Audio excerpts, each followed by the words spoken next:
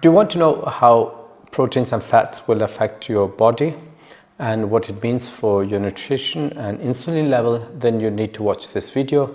It's also important to see this video if you want to understand something about weight gain and weight loss, because this is a part of that whole process, how the body deals with fat, proteins and carbohydrates. I'm Dr. Mazhar. Do subscribe to our channel. Click the notification bell. Let us know if you have any suggestions for videos we should make, and we'll look into it. You can also share this video with your friends and family so that they will be given this information also. We have three major kinds of macronutrients. We could add alcohol to this, but right now we talk about food items here.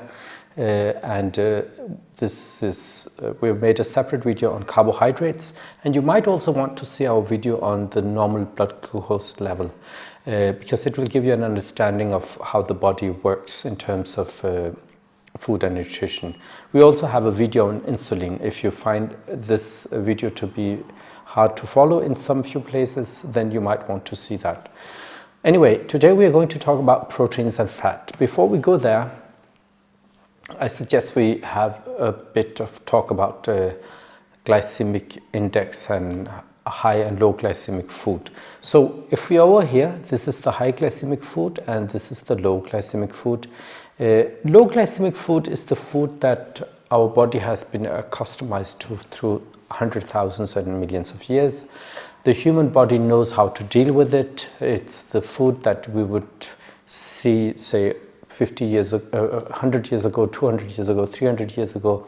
Until 300 years ago, we hardly had any processed food. We would have vegetables, we would have meat products, and we might have had some sweet products also. But the kind of food that we would be eating, say, until 200-300 years ago, and in the past 50 years, we have moved away from that. We are moving more into processed food. So in the low glycemic food, mostly the unprocessed foods would be found there. It could be meat products, it could be vegetables,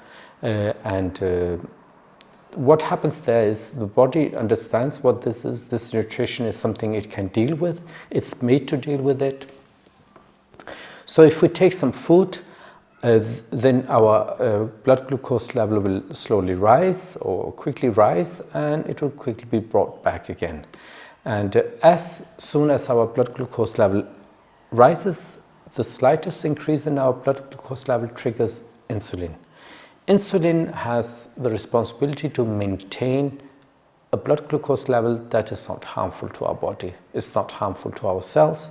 So insulin will be triggered from the pancreas. It will bring down the blood glucose level, and fortunately it will not bring it too low. It will not bring it under the dotted line where we start feeling hungry again. We'll start having cravings. So whole food would usually not bring us into an area where we have cravings after 3-4 hours. Compare that to the processed food or high glycemic food with a relatively high carbohydrate content. Say cakes, chocolates, shakes, smoothies, juices, soft drinks, all these things, our body is not really capable of handling that. It doesn't really know how to deal with it. So what happens is we spike our blood glucose level, and we spike it quite tremendously. We get a super spike over here, far more than in the whole food scenario. So the body doesn't need to work to the same extent. It will spike, and with the slightest increase in blood glucose levels, the insulin will be released from the pancreas, and it will try to bring down the blood glucose. Now what happens is our body doesn't know how to deal with these things, so it makes an overcorrection. It releases too much insulin, and we go down here with the blood glucose. Below this dotted line, we start having cravings. We start feeling hungry again. We want something to bring it back over this dotted line, and we eat something again, and then we go back again, and this is what happens in modern life nowadays. So you could say more or less processed food, everything that comes in a packing with chocolates, cakes, and smoothies and these kind of things, ice creams, nearly all of them are highly processed, and many of these, if not nearly all of them, are high glycemic food. They spark the glucose level and they release insulin right away. They trigger insulin release from the body right away, and that simply affects our body in a different way than if we were to eat whole foods. Now it's important to understand that it has also to do with how much processing is taking place. If you eat an apple, for instance, you might have less of a spike in your blood glucose level, although it contains 4 teaspoons of sugar, but you still will have less of a spike than if you had apple juice, for instance. If you have apple juice, which is then not whole food any longer, is juice.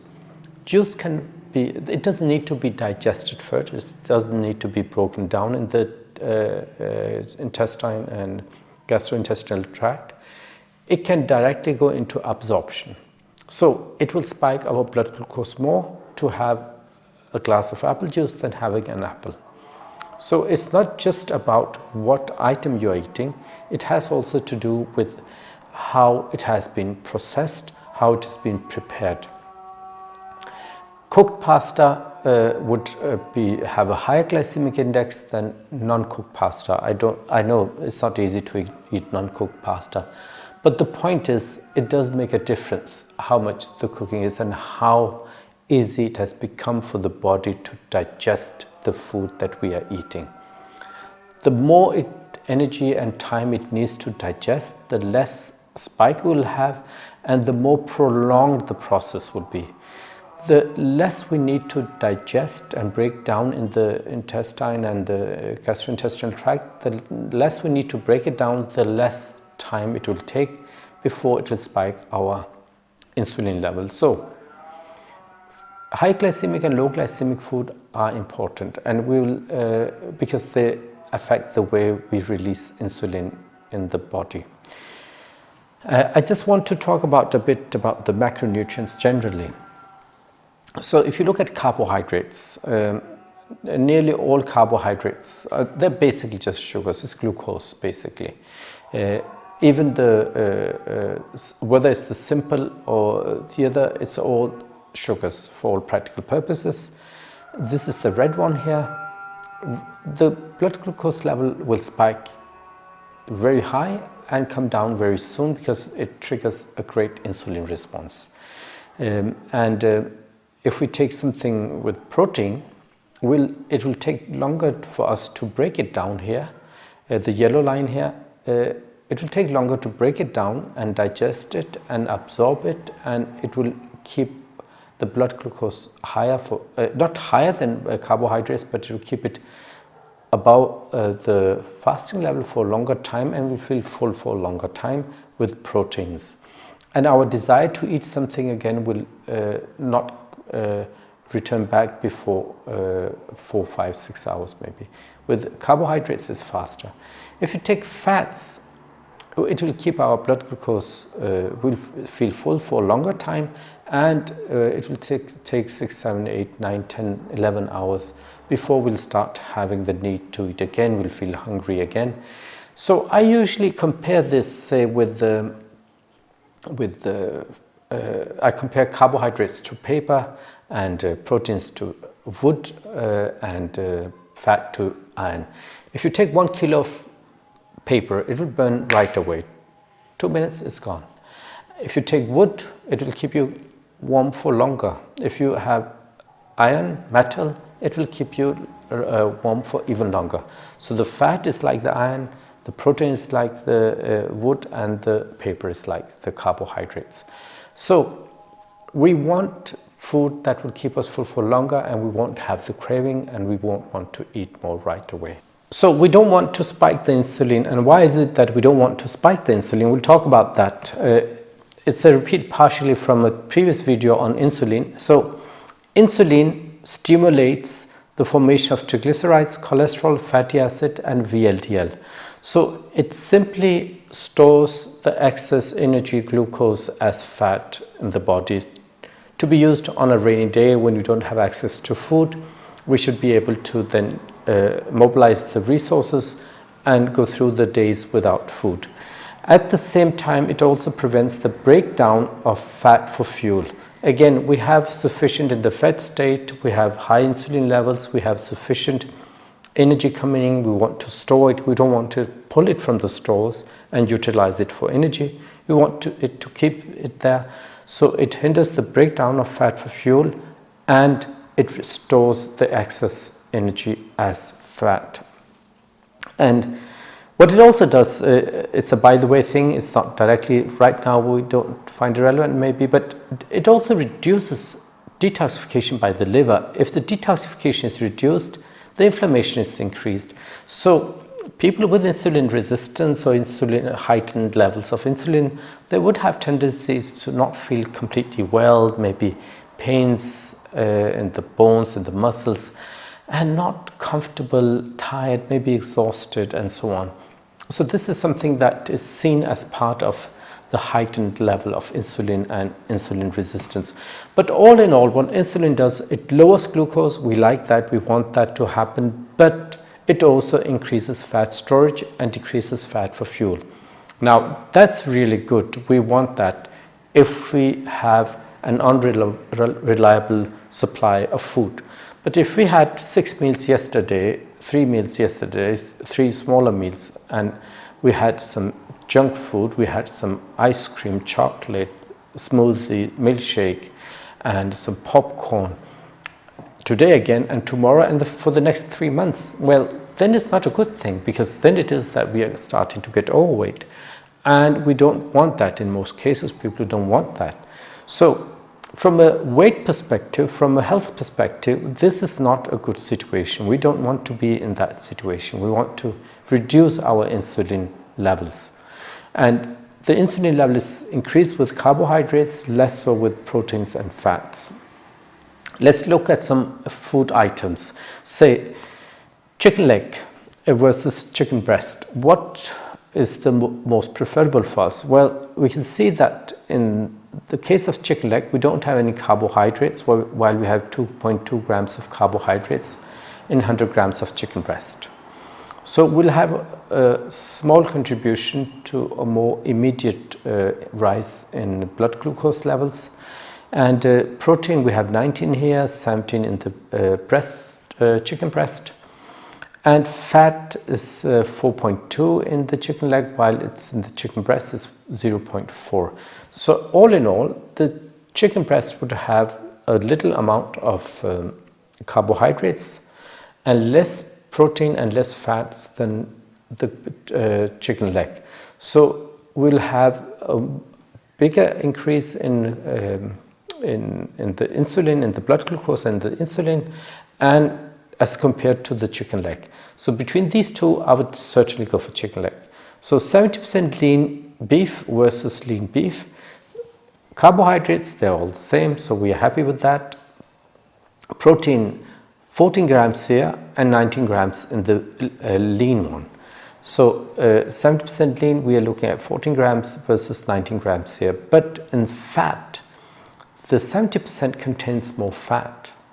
30 grams in 100 grams of beef, while it's only 19 grams here. So this beef will keep you full for longer. Simply as we saw in the previous slides, it will keep you full for longer. So if we look at this Kellogg's multigrain and Weetabix, for instance, we have tons of carbohydrates. If you take out the dietary fibers, so we are left with 77 net carbs here, and we have only 7.6 grams of protein and hardly any fat. This will spike our insulin immediately. It won't keep us full for very long because the protein content is less, and certainly after 3, 4, 5 hours we'll be hungry again because we have hardly any fat there. If we look at Weetabix whole grain, well, 82 grams of carbohydrates, take out the dietary fibers, and we're left with 71 grams of carbohydrates, which is 14 teaspoons of sugar, 14 teaspoons of sugar. Over here it's 15. Now we got 11 grams of protein. This will keep us full for a bit into the intermediate area, but the majority will be a huge spike, overcorrection, hyperglycemic food. We'll hardly have anything in the long term. So this will give us a high glycemic response, high increase in insulin, and will come down and will go into the hyperglycemic area, or at least into the craving area, and will be wanting food again. Compare that to egg and mozzarella. An egg contains, 100 grams of egg contains roughly 0.8 grams of carbohydrates, and that's the net carbs, and it has 14 grams of protein, 15 grams of fat. So hardly any immediate spike. We hardly will see anything in the glucose, but for 5 hours the protein will keep us full for 3, 4, 5 hours, and the fat will keep us full for maybe 6, 7, 8, 9, 10, 11 hours. Mozzarella, we got 2.2 grams of fat, but we got 22 grams of protein, 22 grams of fat. So the carbohydrates, a little spike to start with in the blood glucose, and a little spike in the protein, but in the long term we'll stay fuller for longer. If we take an avocado, egg and mozzarella in our morning meal, or whenever we do it, we'll simply stay full for much longer. Let's look at it here. So mozzarella will contain more fat and protein, and mozzarella and egg will contain more fat and protein and a very little amount of carbs. We will simply have, we feel satiety will last longer for us. We will not have the cravings, we would not want to eat again soon again, and we can stay away from food because the craving is not there. We are not under the dotted line that we spoke about earlier. We don't go into this area. With mozzarella, cheese, avocado, beef, chicken, we are staying over here, and we'll stay full for much, much longer. While here, if we take Kellogg's cornflakes, if we take Weetabix, whole grain, the healthy one, if we take that, well, we are going to go into this craving area. We will be wanting after 3, 4 hours something to eat. And that is exactly what happens. We eat something in the morning and we feel that, well, we are full, that's enough. But a few hours later, we need it again. We need food again because we are hungry. We are down here again. We are under the dotted line. We don't need to be under the dotted line if we were to take more proteins and more fats. We don't want to go here. And if you don't have the cravings, why would you be eating? And this is where we want to be. We want to be over here.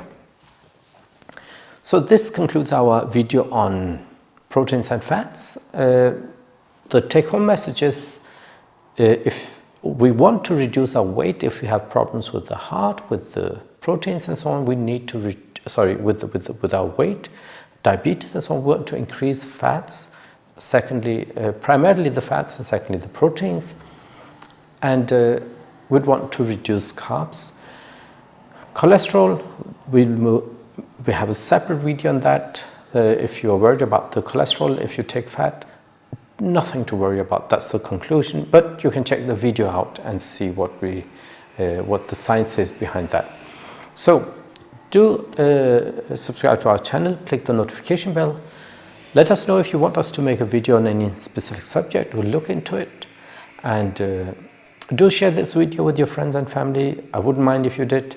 That's all for now. Thank you.